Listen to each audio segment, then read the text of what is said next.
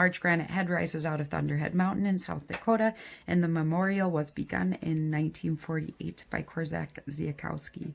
Right? Another fact. So a large granite head rises out of Thunderhead Mountain in South Dakota. We got that.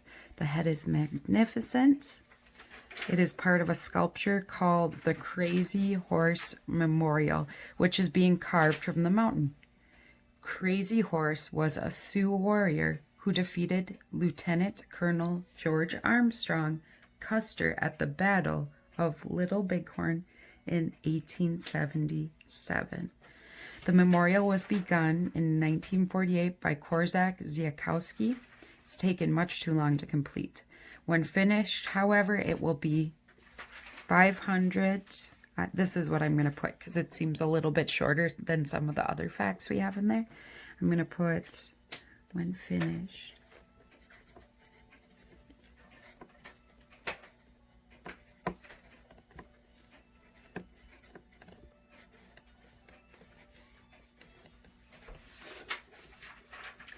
However, let's see, it's back up a little bit so you can see everything that's going on. When finished, however, it will be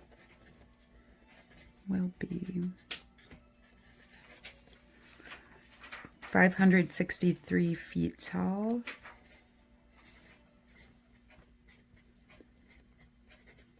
And 641 feet long.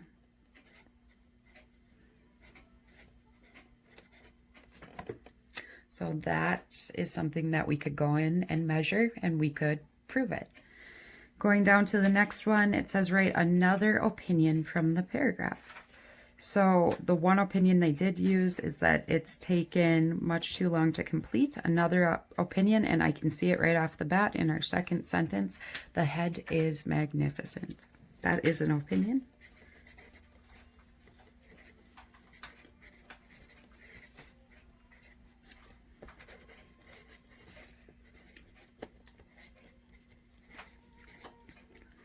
I am going to give you a couple seconds to finish that up, and then I will do a blip about the Thunderhead Mountain and Crazy Horse Memorial in South Dakota.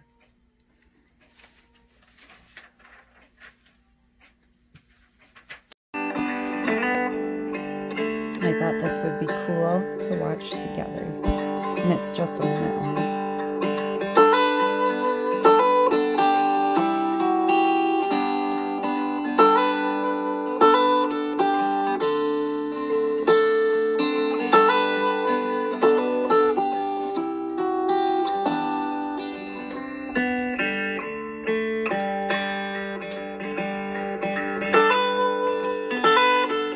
Crazy Horse Memorial near Custer, South Dakota is a huge work-in-progress mountain sculpture of Oglala Lakota warrior Crazy Horse riding a horse, a similar creative endeavor to the four presidents' faces on Mount Rushmore, only 17 miles away. The sculpture is being carved into and blasted out of Thunderhead Mountain in the Black Hills. And it says, unlike Mount Rushmore, the sculpture isn't finished yet. It might not be finished for another 50 years. Alrighty, you guys, we are moving on to the second fact and opinion page, lesson 18. Again, it says, read the paragraph, follow the directions. You should thank the Navajos. During World War II, 350 of them worked as code talkers. They sent messages in the Navajo language for the American military. Both sides used codes during the war, but most codes can eventually be broken. You have to be brilliant to break a code. However, little of the Navajo language had ever been written down.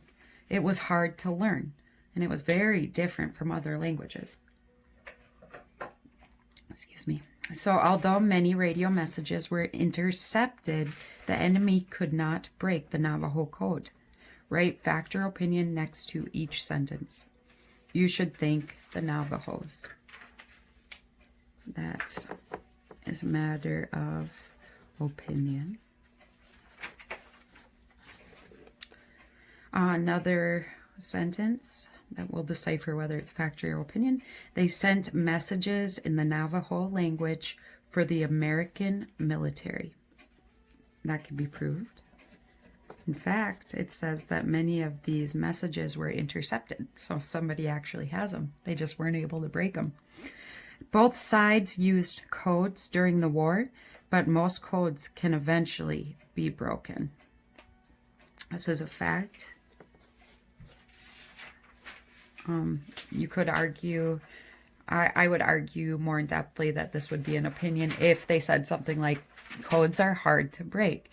But in fact, they said many codes are broken, which they can prove because many of them have been broken and decoded.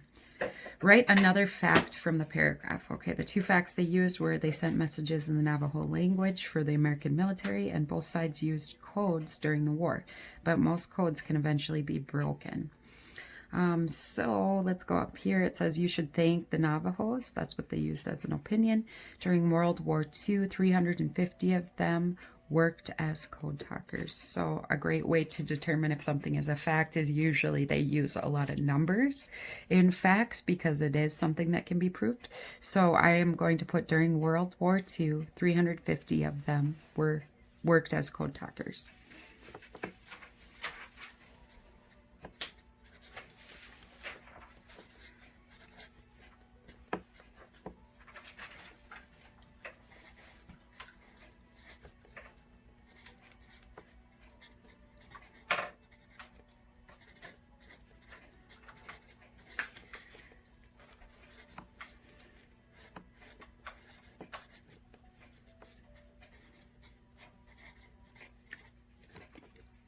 I'll give you a second to finish that up.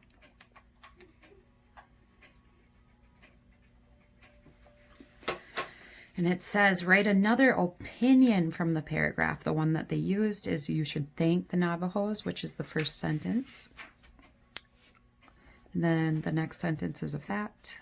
During World War II, 350 of them worked as code talkers. They sent messages in the Navajo language for the American military. Both sides used codes during the war, but most codes can eventually be broken. You have to be brilliant to break a code. You have to be brilliant to break a code. That is what I'm using as our opinion.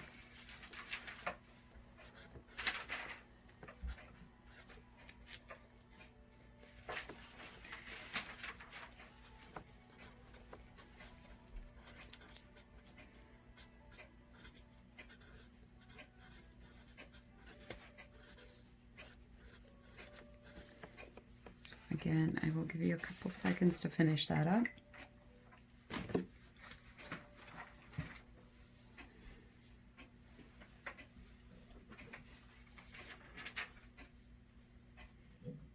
Hey guys, a quick Google search of Navajo code talkers brought me to military.com, and it's the 9 things every American should know about Navajo code talkers. And this is a really cool picture of some of them. And there were 350. This is a picture of 6 of them. So one is, while the Navajo code talkers are most famous from World War II, the military used indigenous language as a means for code during World War I. Number 2, the idea of using Navajo as a way to create unbreakable codes against the Axis powers, Nazi Germany, Japan, and Italy, in World War II came from a veteran of World War I, Philip Johnson. Number 3, there were 29 original code talkers. By the end of the war, there were more than 400. Number 4, during the time they served, Native Americans were subject to many racist and unconscionable policies in the United States. Some states actively worked to bar Native Americans from voting by using similar tactics that were used to keep African Americans from the polls. In fact, their right to vote wasn't secured until the 1965 Voting Rights Act. 5, code talkers volunteered and were drafted. Some were so excited to participate that they lied about their age, while others did not wish to participate but had no choice. Roughly 25% of all Native American men were in the military during World War II, the highest of any group of people during the war. Number 6, code talkers were split into two types, type 1 and type 2. Type 1 was a code created from Native American language and used for very important messages that could not run the risk of being broken. And type 2 was a code that basically was a direct translation from English to Navajo and then back to English. 7, code talkers were integral to the success of individual battles and campaigns. 8, for more than 20 years, code talkers couldn't speak about or receive recognition for their contributions during World War II.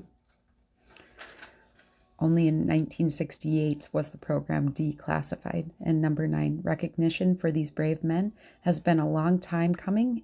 August 14th, 1982 was declared by then President Ronald Reagan as Navajo Code Talkers Day. In 2000, the original 29 code talkers were awarded the Congressional Gold Medals. In 2007, all surviving code talkers from all tribes were awarded the Congressional Gold Medal. So cool. And maybe you've seen a pretty famous movie, too, about the code talkers. Alrighty, you guys. So now we are done with fact and opinion. So I hope it stays in your beautiful brains for a little bit longer, but we are jumping into point of view. Point of view is a particular attitude or way of considering a matter. So you've heard that there's two sides to every story. I know that whenever I was little and I got into a horrible fight with my sister, I would always say it was all her fault. That was my point of view. And she would always say it was my fault. That was her point of view. So, again, this is a particular attitude or way of considering a matter. But as in terms of point of view, as far as authors and people writing, it's the narrator's position in relation to a story being told. So it's what somebody thinks and what they relay to you in their writing. So if somebody likes the color blue, they're writing a whole story about the magic of colors. It's going to be from their point of view that blue is the best color. Okay. So that might sound a little gray, but hopefully we can clarify it through practicing.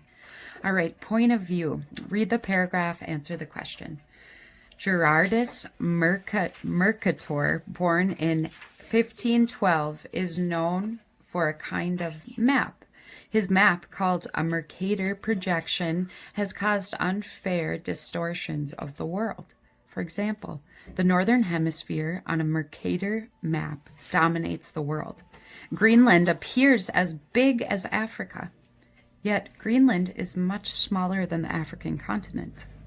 North America appears much larger than South America. No doubt the overblown proportion of places on the map have made people there think of themselves as more important too. So what they're saying, so this is the continent on Africa on the Mercator. What do they call it? Just the Mercator map, Mercator projection. And here is Greenland right here, which looks to be about half the size of Africa, when in fact Greenland is much smaller than that. In addition, he's made North America look to be quite a bit bigger than South America. And what they're saying is people that live on these continents and countries that look or appear to be much bigger than the rest of the world think of themselves as a little bit more unstoppable than other points of the world. Very interesting. And this is the general depiction of when I was in school of how the world looked too. So what is the writer's opinion of the distortions on Mercator's map? So what's the writer's opinion? Opinion generally